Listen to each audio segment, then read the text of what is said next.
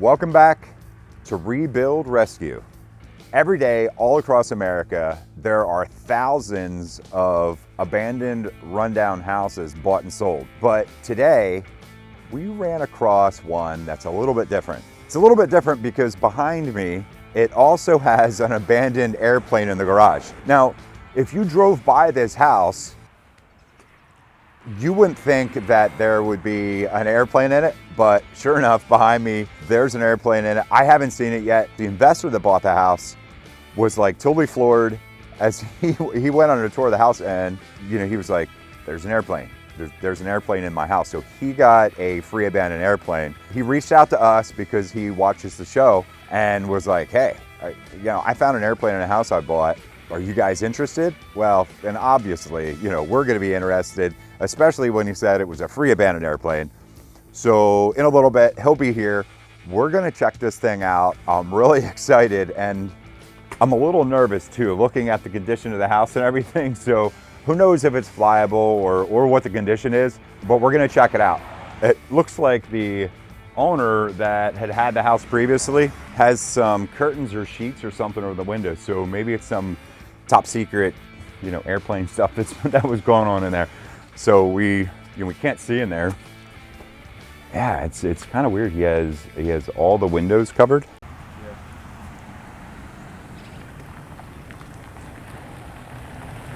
Yeah. Hey Brandon, how are you, man? Good. How are you doing? Good. Good to meet you. Good to meet you, brother. So you bought a house. You flip houses. Yeah. So this is your profession? This is what you do? That's what I do for a living. I'm a licensed realtor, but I flip usually 15 to 20 houses a year. Oh, wow. And so I see a lot of interesting stuff. I have a feeling this might have been a more interesting house to like what was inside of it, because if you look outside here, Yeah. My understanding is the guy lived here for 45 plus years. Oh my so was just into everything, like okay. hobby airplanes, dabbled in a lot of things. So and that's like the weirdest thing. So I was like, as I'm standing here, I'm wondering, like, so you buy that many houses a year, how many airplanes do you come across in houses? No, this is zero. So what do you normally do with all the stuff that you would find in a flip house that's half valuable but not? Yeah. Usually we just, I do a quick look through of, anything that should be kept, if, especially if I know the family that, sold it to us. I set some valuable things aside and we actually give it back to them. Like one of the things, so I bought and sold a couple of houses, throughout my life. And as I pulled it to this house, you could, there hasn't been a lot done to it in like a long time. So. Yeah. I'm betting by the time you're done with this will look completely different. It will, yeah. Try to see the vision through the, through the dated look. Right. Awesome. No, I think that's a really cool deal. Actually, I think like one of these times, I'd like to do a rebuild rescue on a house, and maybe it's with someone like yourself, maybe helping you on a flip or something like that. Like I know a lot of the viewers, I'm sure. Would be really interested to know like what all goes into what you do, because people see a house may go for sale for auction or something for a certain amount, and then 6 months later it's sold for so much more, and it seems like it's easy, but I know it's not easy. It's a lot of work. There's a lot of mess in between. We definitely understand the good with the bad. Sometimes there's more bad, but sometimes there's good too. You know what I mean? So it's, for me, I guess it would kind of be the same thing, right? So you get this project, you look it over, you figure out, all right, how do we plan this? What do we got to do to get it done? Yeah. Let's get in here. I'm so excited to see this. I did see a picture of it. The viewers haven't seen a picture of it yet. But here it is. Wow. So I was quite surprised when the attorney who referred me to this estate, he said, oh, by the way, there's an airplane in the garage. And I'm thinking, a little airplane as far as maybe an RC airplane or something, but literally it's an airplane. It's an airplane. In the garage. So, so this was interesting to find, and admittedly, I don't really know what I'm looking at, but it's definitely unique. So we see there, it looks like there's a hole in the canopy here. Hopefully nobody came out of the hole at one time. But yeah, I think this is called an SL1.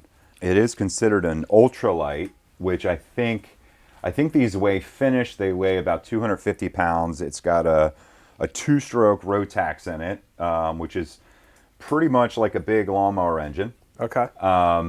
And it you can't be more than, I think it's 500 pounds, the airplane yourself, flight ready, is its max weight. I don't know if a big person could fit in there, though. I'll tell you, I think, I don't know. I think I could fit in there. I think it'd be pretty tight.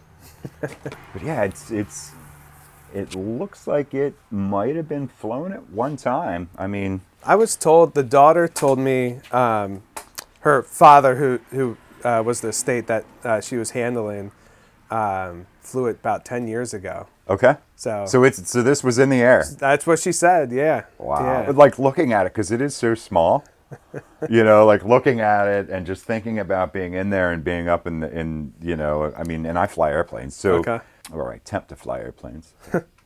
Yeah, there's definitely a part of me that would love to try it out, but I also would like to live beyond the age of 36. Well, so. I do have a few airplanes over at our hangar, and you'd be more than welcome to come over with an instructor and fly one if you want. Yeah, I'll have to talk to my wife. Yeah, that might be smart. Sure. Yeah, this is it's actually crazy. It looks like it's in pretty good shape. But yeah, I really didn't touch anything in this garage yet, so I don't know what all would go with it. The wings are up here. Looks like he had it all set up to work on and to park. So this airplane is actually a composite. When you get this airplane, it comes in two halves, and you glue the two halves together, and the wings are wood. Oh, wow. And epoxy. So there's a lot of stuff you got to look for. Obviously, if it was moist, the wood will actually rot and the epoxy will actually keep the moisture in it.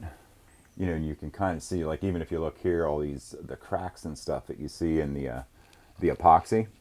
It'll be interesting to look it over and see, how strong is everything, and like what needs done to make sure it doesn't fly into pieces, in the air. So you think you could get this one in the air with a little help? Well, without looking at it thoroughly, I'm not 100% sure. It just depends on, is the wood, inside the wings, does it sound, was it built right? Definitely nothing that I'd want to just get running and try to fly right away. But with some research and with some inspection and stuff like that, it's quite possible that it could fly. What year do you think it is?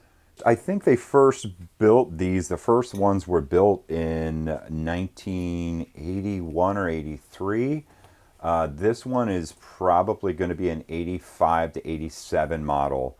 I think I'd have to do a little bit more research. Mm-hmm. But yeah, there was, and I can't remember how many were built. A lot of the experimental, kits. It's pretty easy to design one. Well, I say pretty easy to design one. You wouldn't want me designing one, but pretty easy to design one as far as, making molds and laying up. It's fiberglass and wood. Mm-hmm. And to think so this airplane, it probably has the Rotax in it, which is probably 50 horsepower. It'll cruise at about 100 miles an hour. And I think the service ceiling, so your max altitude, I think is around 12,000 feet. Wow. I wouldn't want to be 12,000 feet up in this thing. Well, and I was thinking about that today, and I'm like, all right, once you're 100 feet up, is it any different being 12,000 feet versus 100? That's a good point. What's the difference? Right. I think either way, it's going to hurt when you hit the ground if you don't hit the ground on the wheels of the airplane. I guess 12,000 feet, you have longer to coast, so that might be safer. Right, or more to think about on the way down. So, or more time to think on the way down. Like, why did I fly this airplane with wooden wings? You know what I mean? 100 feet, it'd be like, why? That's anything you get out. So, no, this thing is awesome. You know, the cool thing is a 2-stroke, 2-cylinder, pretty much like a really big weed whacker engine in it. This thing actually has some interesting brakes, so it looks like it has lawnmower brakes on it. So doesn't sound comforting. Yeah, it looks like lawnmower brakes with like a steel cable. Now, if they kept a logbook or anything, where would that be? Just somewhere in there, or? Well, you know, you should have a builder's logbook noting everything that was done, how it was built, what products you used, what procedures you used. Now, I think this is considered an ultralight aircraft, which the rules are a little bit different on an experimental ultralight. I don't even know if you need a license to fly this. I'm pretty sure, I have to double check, but I'm pretty sure someone could hop in this and fly right over top of your house without having a license. No kidding. Or training. I'm almost positive, but I have to look. I think the rules could have changed since this was built. But yeah, absolutely, interesting, kind of interesting rules. It makes you a little bit nervous. Right. This thing is like really cool, and it's really weird too. If you look at like this side piece where the wings bolt on, you know, it's like 1/8 thick wood. That's it. I was trying to read up on these. The builder actually could choose their own decal, so so you could kind of color it that way. Well, the prop moves, the engine's not locked up, so that's good. But yeah, I think it was like a different decal package, and they all came like in this white kind of color. Okay. And you know, most people put the Rotax engines in this model. Some people put, there was another engine. I don't know if maybe it was a Volkswagen engine or something like that, or maybe I'm thinking of another experimental airplane. Wow, when I like look in there, like once we get this cowling off and take a look inside there, everything is so tiny, and it makes me so nervous thinking like this will actually take you or I through the air, but it looks like the whole thing's held on by like 7/16 inch bolts, which are like really, really tiny. So if you were to start this, how would you start it? I'm actually not sure. So I've never started one of these. You know, I'm thinking a 2-stroke, 2-cylinder engine. I'm thinking of a pull start, but yeah, I don't know. And there's your controls and everything right there. There's a place for something for a 9-volt battery. Yeah, there's that used to be an antenna right there. It's got a little trim thing here to trim it out. It looks like there's, you know, it does have some wires unhooked and some different things in here. You know, another thing too with like something like this, obviously, you know, it take, you know, a ton of hours to go over it properly, make sure it's sound, do some testing structurally, and you know, obviously there's a ton of stuff that would have to be done to the engine, even if it starts, just to make sure that it's sound enough if you are up in the air that it's not going to be falling out of the air. You know what I mean? Right. So that the engine would be good, but also the structure. Yeah. This is literally a pin that you pull out of the wing to take it out of the airplane to transport it. And that's what holds it in when you're in the sky. Yeah. And this kind of moves the canter of the wing, I guess? Yeah, so that's going to be your aileron control. You know, it's going to control whether you're banking left or banking right. So looking at, and it even looks like there's the rotisserie that he had that this was probably mounted to at one point, so he could spin the airplane around and work on it here in the garage. Yeah. I'm sure he spent hours in this garage working on this. I mean, you know, some of these, even a smaller airplane like this could be 2,000 hours of work. Wow. Yeah, it's so interesting. All right, Brandon. So how much do you want for this? Like, what are we gonna have to pay for this today? Right. I mean, honestly, I don't even know what it's worth, but I mean, I saw your channel, Rebuild Rescue Charities. You know, it's something that I'd like to go to a bigger cause, and you know, so like I said, you know. Wait, so we can have this for the charity? Yeah.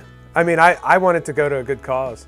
Yeah. That's so cool. That is so cool. No, I mean, we love airplanes. You know, my viewers love airplanes. I think we could do some cool stuff with it. You know, with Rebuild Rescue Charities, I mean, our goal is to raise $1 million, and to give that $1 million away to good causes and to helping people. So I really appreciate that. You know, and I appreciate, you know, your willingness to invest and to donate this. It's going to be an interesting project. So if any of you guys want to rebuild and rescue this experimental, and that's brave enough and small enough to fly it, you know, put a post in the comments down below. I'm really curious where there's all kinds of stuff inside the garage here. Yeah. And it's just really interesting to me. Yeah. You mentioned the owner that built this had a whole bunch of airplane magazines and stuff. Yeah, it looks like the inside of the house, other than personal items, is really just kind of left. And yeah, it's clear if you're just walking through the house that this guy loved airplanes and tinkering with things like that. And well, can we take a look? yeah, absolutely. Awesome. The house is straight out of the 70s. Well, I think the interesting thing with, you know, an older house is, you know, the story behind it. And like you said, it's straight out of the 70s. So it really does look like there hasn't been anything done in years. They cleared out some things, but, you know, you can just see, you know, some of this old material. Popular electronics, non-destructive testing for aircraft. I just noticed this, honestly, but the here's some of the Star-Lite stuff in here. Oh, that's so cool. So maybe there's some of the Yeah, that actually like the is construction manuals and everything. stuff. It even operating manual. Now we know how to start now it. we're good to go. We can fly it. Yeah, but it's fortunate we got in touch, because usually I have someone clean out houses almost immediately. Yeah. We set a dumpster outside, everything goes into the dumpster, and, you know, the rest is history. So I'm glad you caught me before we started doing all that. Oh, absolutely. Yeah, this is so important, and you know, this is like all of the original build information on that airplane. I mean, we have you know, all the V speeds, all the stall speeds, the best glide speed, never exceed speed. So it looks like you can't go any faster than 130 miles an hour in it. I don't know if that's when the wings are on or off. Engineering and manufacturing, spectrum analysis. I don't even know what this means. I don't either, to be honest with you. So we got engine installation and finishing manual, fuselage construction manual, wing controls and construction manual. Okay, it looks like he built, originally started out building large model airplanes.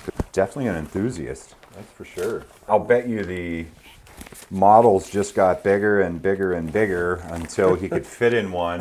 And then he's like, I'll go fly this now. Yeah, right. So there was, did you say that he may have wrecked one at one time? Yeah, so at the settlement table, the daughter was just reflecting on, I guess, you know, what her father was like. And she said one memorable time, and she said she was about 6 years old, and he was at the New Holland airport, and he was flying a homemade airplane like the one we saw down there. Not that one, but another one. And long story short, I guess he kind of, you know, had a rough landing, and, you know, after everything came to stop, she said he was just hanging out of the airplane, and they literally thought he was dead, you know. Wow. And she was standing so there. If someone thinks you're dead, that's a really rough stop.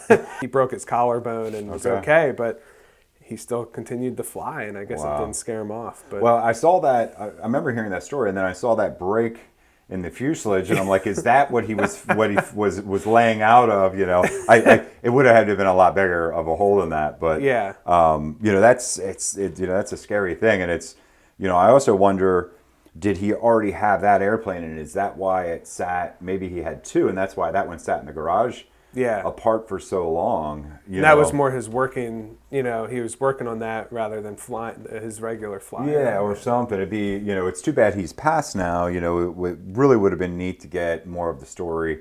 You know, I'm sure he has some colorful stories, you know, and when you're building that many airplanes and stuff, like, you know, you have to have a love for it to build an airplane. It's thousands of hours, you know what I mean? And then, you know, you're going to trust your life with that airplane too at the same time. So, really neat, you know, just a really neat story. And, you know, it's really cool to find one. I mean, I think I'm going to start looking for houses with airplanes in them. Maybe I'll get lucky. I don't know.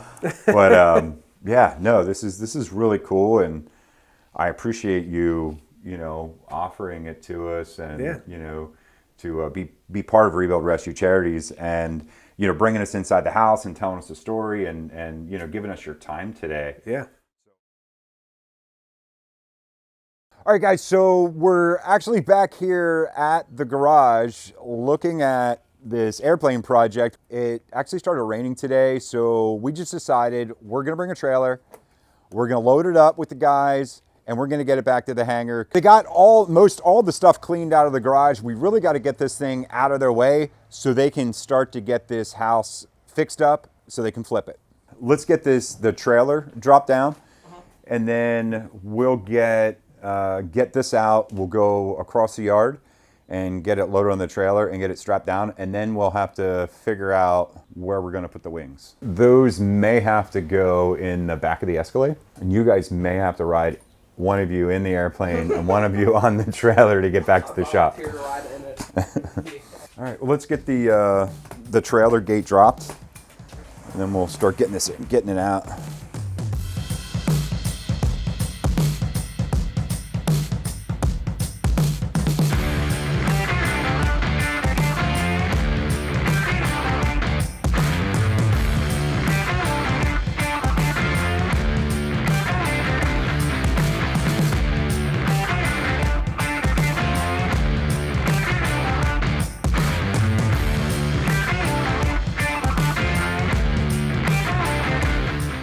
That'll be perfect because I don't think the Escalade will hit it, but like go around the corner, it punts it off the side of the trailer. I'm sure you'll get some looks going down the road, right? Oh my gosh, yeah. Yeah, well, hopefully it just doesn't take off. Hopefully we tie it down well enough. We got the airplane up in the trailer and we got it as far front as we can, just so we can strap down the tires to the trailer. Because we were just talking a little bit ago, and we definitely don't want to be on the news for an airplane flying off of the trailer, like on the highway. You know, fingers crossed, we're gonna really tie this down as much as possible and try to find a place to put the wings as well and get those tied down. It looks like it's hanging up just by some like 1x1 wood pieces. So, and it has some foam. So we're gonna try to pull that down in one piece and take it over the trailer that way and maybe strap it down like that. And hopefully that keeps it from flying off the trailer. Oh my gosh, this thing is so light. Oh, wow. I'm wondering what these wings weigh. Oh, these wings weigh nothing. Very light. They literally weigh nothing. Here, let me reposition.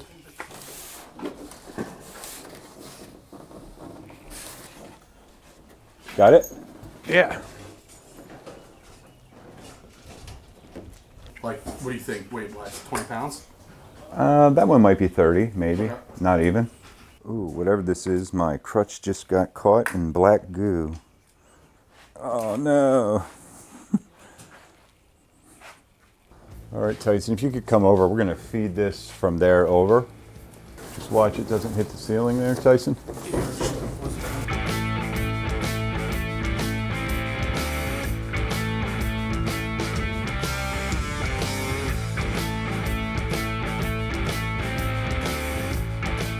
If you would strap that down too hard, you'd probably break it, right? Yeah, it would break real easily.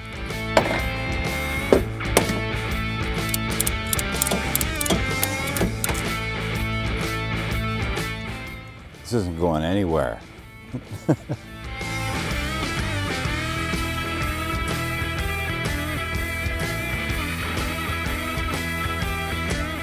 Do you have any duct tape, Brandon? Yeah, I think wrapping a piece of duct tape around it ought to help.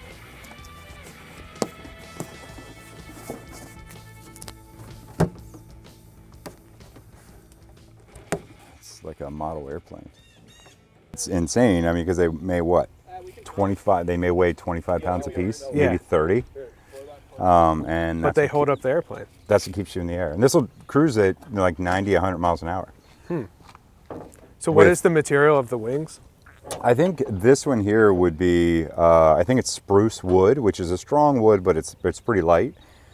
And I think this is covered with like a cloth with like a coating of glue over top of it. I'm not sure though, because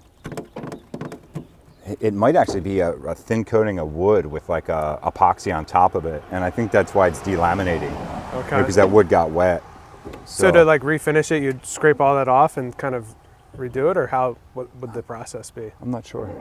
Huh. Yeah, I've never, I helped build one before, but I've never rebuilt one that went bad. So, and I'm not sure how bad that is. I don't know if it's surfaced with a little bit of unbond, you know, places where it's unbonding or debonding, but I'm just not sure. So you think you'll replace the rollerblade wheel? I kind of like that one. Maybe we'll just leave it there. I think we can get that in the back of the Escalade.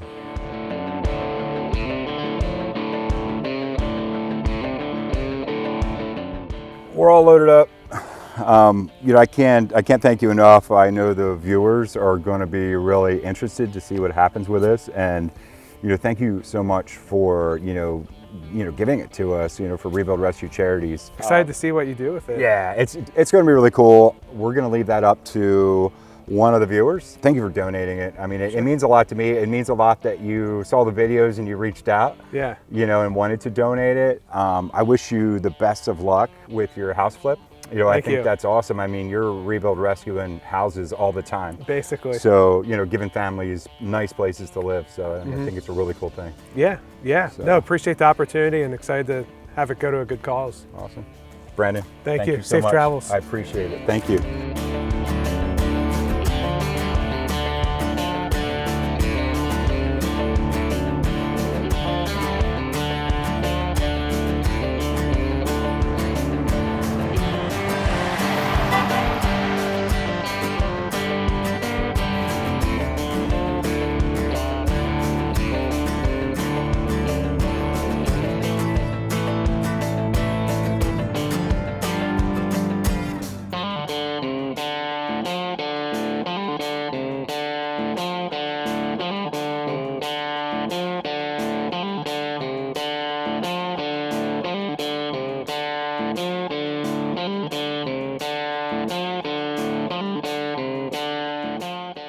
All right, guys, so we're back here at the hangar. Amazingly, not a single wing flew off of the trailer. I'm actually really surprised because of how light they are. And we couldn't strap them down too hard because we didn't want to damage them any. I mean, they feel really delicate. And I know they're supposed to, you know, kind of like keep the airplane up in the air at like 100 miles an hour. And it weighs 500 pounds, but just feeling how light they are and kind of how flimsy they are, I don't know how they do it. It's just these airplanes, you know, they continue to amaze me the more I learn about them. You know, the more I think about, you know, this came in pieces and was assembled in that garage that we got it from. It's just amazing to me. Hey, Norm. This is for you. I got this just for you. I think you could fit in there, Norm. You look a little unsure. I'm telling you, Norm, this airplane's got your name all over it.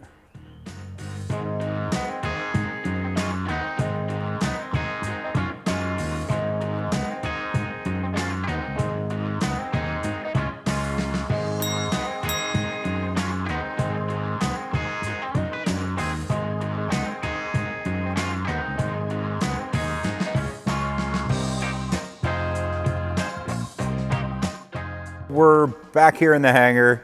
It was quite the adventure getting here, but now we can actually dig into this Star-Lite and, you know, and see what it's all about.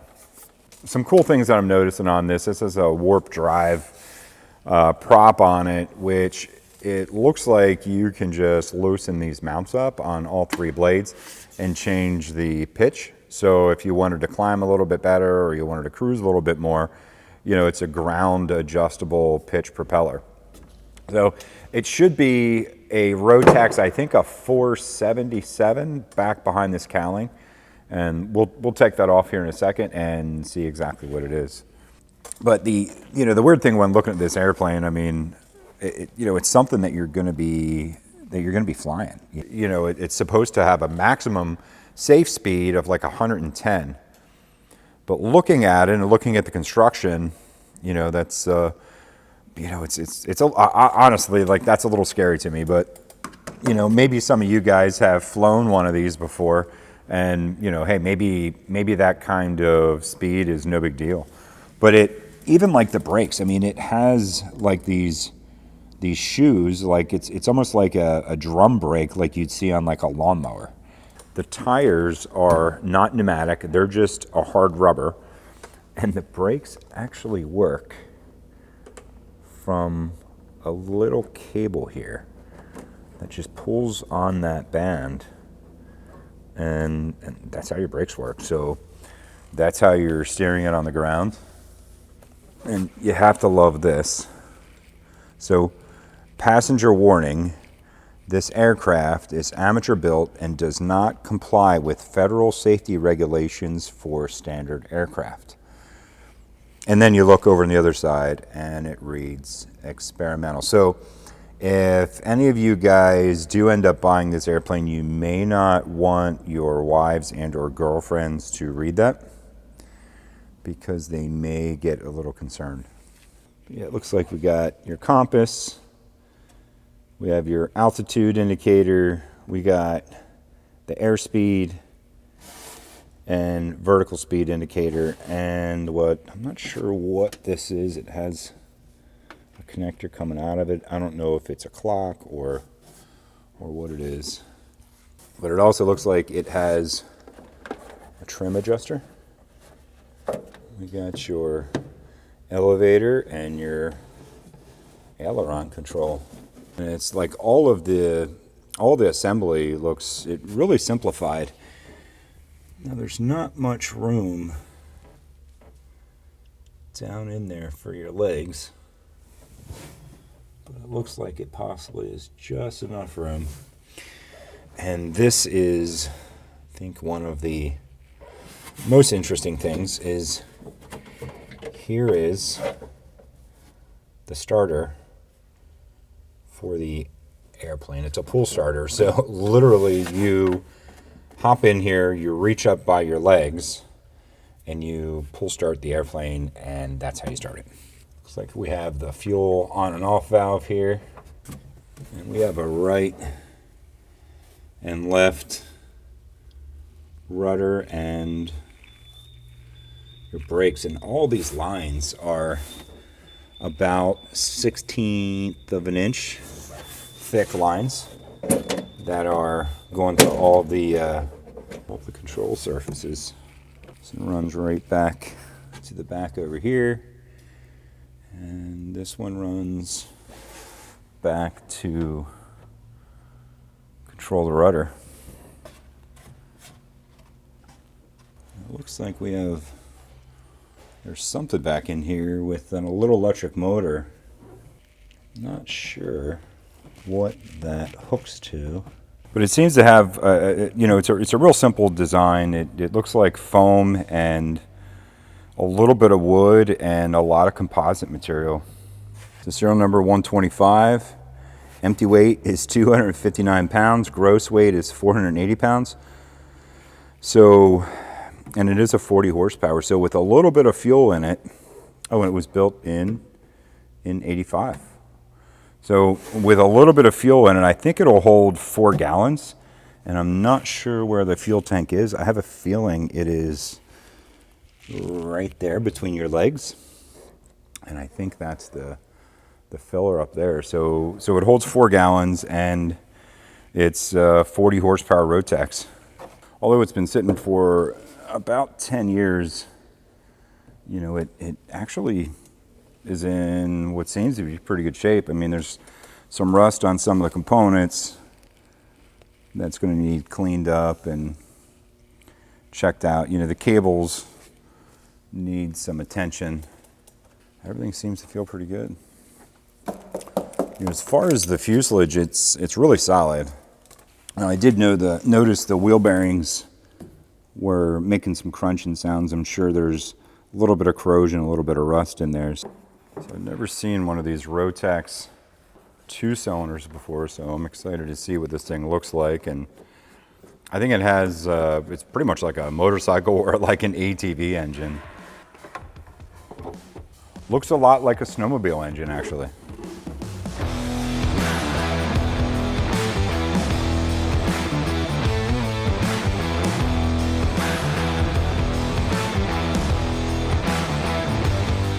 So it does have a 447 Rotax engine, which I believe is a 40 horsepower engine. It is a 2-stroke engine and 2-cylinder. It does have a single carb. It's a really simple setup. I mean, there's no valves in there because it's a 2-stroke. There's no case oil. Now, the gear drive for the prop is definitely going to have its own oil. A pretty simple Mikuni vacuum pump. And, and the tank is in here, so, it's really simple. It does have 1/4-inch bolts holding the engine and the whole assembly on the front of the airplane, which kind of makes me I don't know if I'm saying nervous, but yeah, it does. It makes me kind of nervous, like me being a 225-pound, 6-foot tall, guy in this airplane flying in the air at 100 miles an hour. I do worry about 4 1/4-inch bolts holding my engine on the front of the airplane. However, I know the PA-28s have a single 1/4-inch bolt holding, I believe, the whole rear elevator assembly on. And, and I've flown a few of those. So maybe 1/4-inch bolts, on the front of a smaller airplane is not a big deal. It's like a Tillerson carb with a high and low jet, and that's it. But one of the interesting things about this is there's no air filter assembly on it. Literally, the end of this Tillerson carb was cut off, so it would fit behind the cowling. Definitely, it's definitely going to suck in some dirt this way. I would think that there might be a way behind the cowling to get some kind of like a low clearance air filter, or at least like a stainless screen or something like that over, so you're not sucking something big in that could get behind the cowling. We got the cowling off and we got to look at what was under the hood, under the cowling.